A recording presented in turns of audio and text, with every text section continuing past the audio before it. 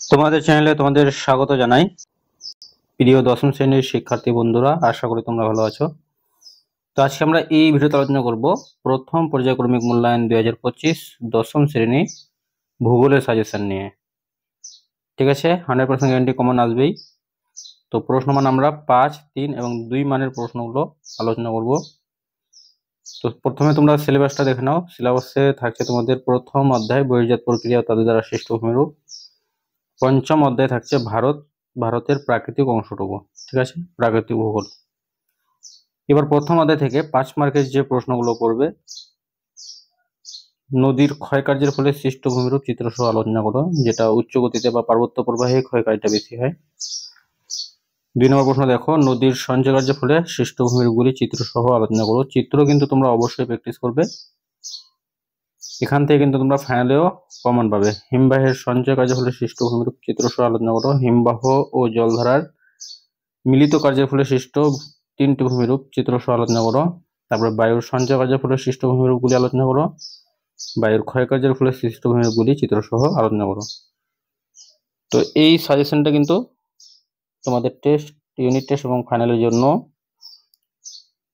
ঠিক আছে, এবার প্রথম অধ্যায় থেকে প্রশ্ন মান 3 যেগুলো পড়বে, অবরোহণ আরোহণের পার্থক্য, গিরিখাত ক্যানিয়নের পার্থক্য, বদ্বীপ সৃষ্টির 3টি অনুকূল পরিবেশ, রসে মতনের ড্রামলিনের মধ্যে পার্থক্য, যুগিয়ানি আর্দাঙ্গের মধ্যে পার্থক্য, তির্যক বালেরি অনুদৈর্ঘ্য বালেরির পার্থক্য, মূল সম্প্রসারণ রোধের উপায়, ক্লেভাস বাঘ শ্রুণ পর্বতারোহীদের কাছে অন্যতম সমস্যা কারণ ব্যাখ্যা করো।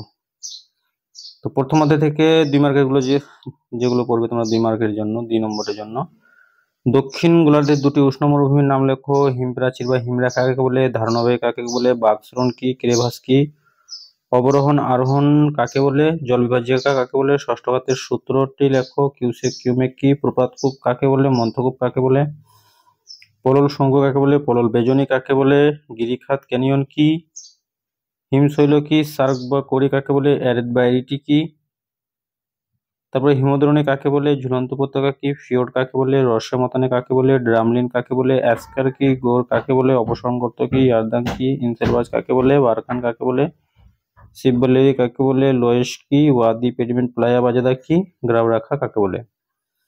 তো এই ছিল কি প্রথম অংশ থেকে গুরুত্বপূর্ণ, প্রথম অধ্যায় থেকে গুরুত্বপূর্ণ প্রশ্ন। আর পঞ্চম অধ্যায় ভারত থেকে, তো ভারত থেকে পড়বে তোমরা উত্তর ভারতের নদ নদী, দক্ষিণ ভারতের নদ নদীর বৈশিষ্ট্যের তুলনা, পশ্চিম হিমালয়ের ভূপ্রকৃতির সংক্ষিপ্ত বিবরণ দাও, অথবা হিমালয়ের দৈর্ঘ্য বরাবর শ্রেণীভাগ করে সংক্ষিপ্ত বিবরণ দাও। ভারতের 2 প্রকার স্বাভাবিক উদ্ভিদ অঞ্চলের বৈশিষ্ট্য আলোচনা করো। ভারতের জলবায়ুর উপর মৌসুমী বায়ুর প্রভাব লেখো। মৌসুমী বায়ুর উপর জেট বায়ুর প্রভাবগুলি সংক্ষেপে লেখো। আর ভারতের জলবায়ু নিয়ন্ত্রকগুলি কি কি। 3 মার্কের প্রশ্নগুলো দেখো, মৃত্তিকা সংরক্ষণের 3টি পদ্ধতি, দক্ষিণ ভারতের বেশিরভাগ নদী পূর্ব বাহিনী কেন, নর্মদা তাপ্তি নদী পশ্চিম বাহিনী কেন, ভারতের জনজীবনে হিমালয় পর্বতের প্রভাব, বহুমুখী নদী উপত্যকা পরিকল্পনা কাকে বলে, এর উদ্দেশ্যগুলি কি, তামিলনাড়ু বা করমণ্ডল উপকূলে বছরে 2বার বৃষ্টিপাত হয় কেন, সামাজিক বন সৃজন কাকে বলে, এর উদ্দেশ্যগুলি লেখো, মরুস্থলী কি, দক্ষিণ ভারতের জলাশয়ের মাধ্যমে জলসেচ পদ্ধতি অধিক প্রচলিত কেন। তারপরে 2 মার্কের প্রশ্নগুলো তোমরা ভিডিওটি পজ করে দেখে নাও। প্রত্যেকটা প্রশ্ন তোমাদের কিন্তু ইউনিট টেস্ট এবং ফাইনাল পরীক্ষার জন্য অত্যন্ত গুরুত্বপূর্ণ। অবশ্যই তোমরা এই প্রশ্নগুলো রেডি করে তবে কিন্তু পরীক্ষা দিতে যাবে। তো প্রিয় শিক্ষার্থী বন্ধুরা, ভিডিওটি ছিল এই পর্যন্তই। ধন্যবাদ।